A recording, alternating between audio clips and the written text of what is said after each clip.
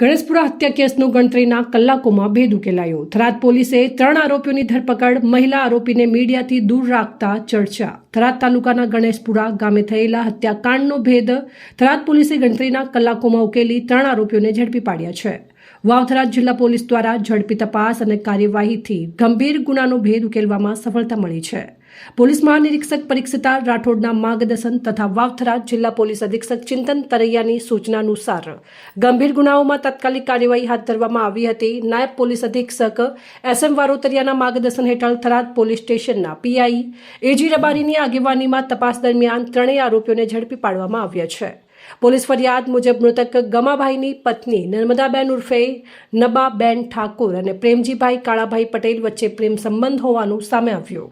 ગમાભાઈ આ સંબંધમાં આડખીલીરૂપ બનતા હોવાના કારણે કાવતરું રચી તેમની હત્યા કરવામાં આવી હોવાનું પ્રાથમિક તપાસમાં સામે આવ્યું છે। આ કેસમાં થરાદ પોલીસ સ્ટેશનમાં ભારતીય ન્યાય સંહિતા 2023ની કલમ 103(1), 61(1) અને 54 હેઠળ ગુનો નોંધી પોલીસે 3 આરોપીઓમાં નર્મદાબેન ઉર્ફે નબાબેન ઠાકોર, મુકેશભાઈ માવાભાઈ ઠાકોર અને પ્રેમજીભાઈ કાળાભાઈ પટેલ ચૌધરીની ધરપકડ કરી છે। સમગ્ર મામલે વધુ તપાસ ચાલુ હોવાનું પોલીસે જણાવ્યું છે। મહિલા આરોપીને મીડિયાની સામે રજૂ ન કરાતા ચર્ચા। કેસમાં 3 આરોપીઓની ધરપકડ થઈ હોવા છતાં પોલીસ દ્વારા મીડિયા સમક્ષ માત્ર 2 પુરુષ આરોપીઓને જ રજૂ કરવામાં આવ્યા હતા।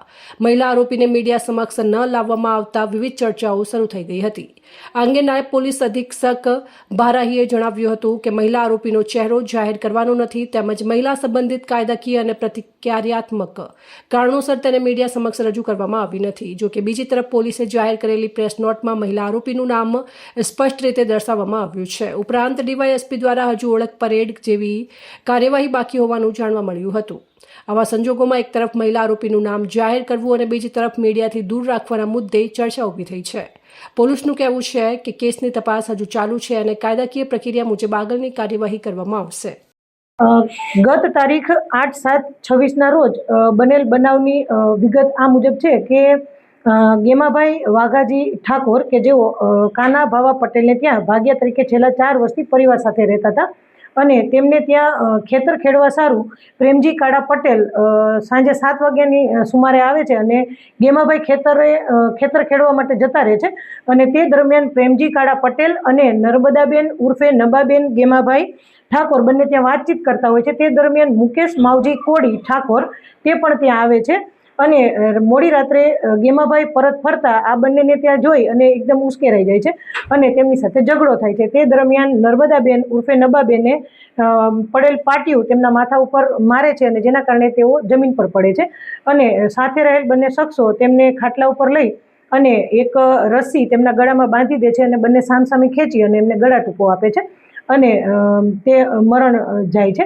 ત્યારબાદ સવારે 7 વાગ્યાના આસપાસ મુકેશ માવજી ઠાકોર ફરિયાદીને ટેલિફોનિક જાણ કરે છે અને ફરિયાદી અન્ય 6 શખ્સો સાથે જે તેમના સગા સંબંધીઓ છે તેમની સાથે બોલેરો ગાડી લઈ અને ઘટના સ્થળે પહોંચે છે અને ત્યાં તે ગામના સરપંચ કરશનભાઈ દરજી પણ હાજર હોય છે અને તેઓ પોલીસને જાણ કરે છે અને સમગ્ર ઘટના બાબતે જણાવે છે અને ત્યારબાદ જે ફરિયાદી છે તેમના ભાઈ એટલે કે ગેમાભાઈની દીકરીઓ આ સમગ્ર ઘટના બાબતે તેમને જણાવે છે અને ત્યારબાદ પોલીસ ત્યાં પહોંચે છે અને ગણતરીની જ કલાકોમાં આ લોકોને રાઉન્ડ અપ કરી અને કાયદેસરનો ગુનો નોંધી અને કાયદેસરની કાર્યવાહી હાથ ધરવામાં આવી છે।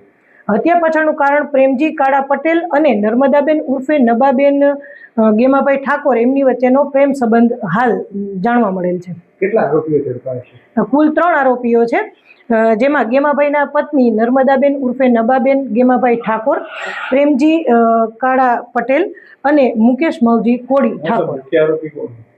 મુખ્ય આરોપી હાલ 3 મળી અને કાવતરું રચેલ હતું, જે જણાવ્યા મુજબ તેઓએ પહેલેથી જ આ કાવતરું રચેલ હતું અને નર્મદાબેને તેમને પકડી રાખેલ અને અન્ય બંને શખ્સોએ તેમને ગળે રસ્સી બાંધી અને ગળા ટૂંકો આપેલ છે। અહેવાલ જીતુ બારોટ, પ્રદીપ અંતરાલ, ન્યૂઝ થરાદ।